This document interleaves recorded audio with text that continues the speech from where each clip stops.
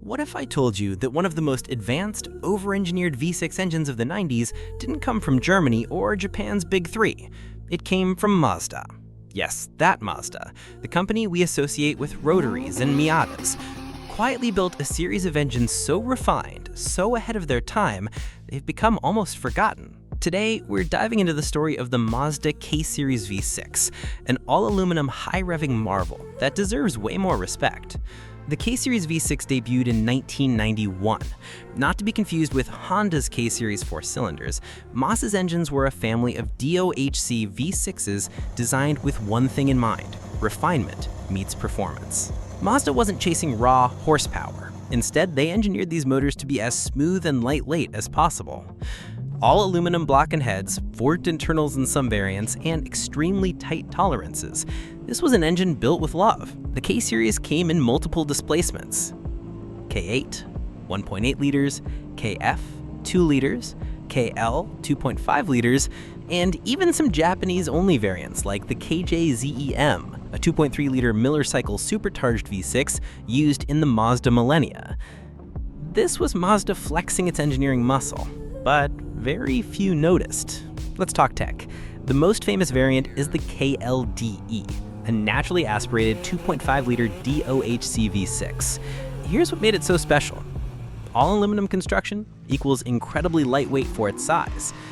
DOHC 24-valve head for optimal breathing, variable length intake manifolds in later models, KLZE, rev-happy nature. These engines could easily rev beyond 7,000 RPM with smooth power delivery.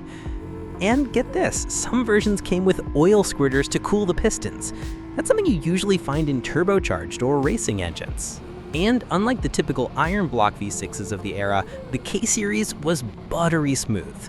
You couldn't even tell it was a V6 sometimes. Now, here's where it gets interesting. The KLZE, the Japanese domestic market high compression version, made around 200 HP out of just 2.5 liters naturally aspirated. That's 80 HP per liter in the early 90s.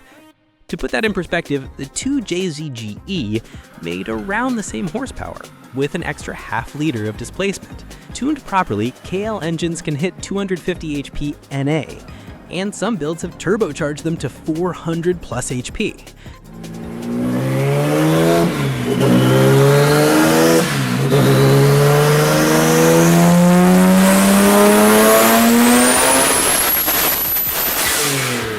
And because of the light block and compact size, they fit beautifully into all kinds of lightweight chassis. But the aftermarket is niche. There isn't a massive tuning scene because, well, Mazda didn't put these in cars people modified. So where did this engineering brilliance go?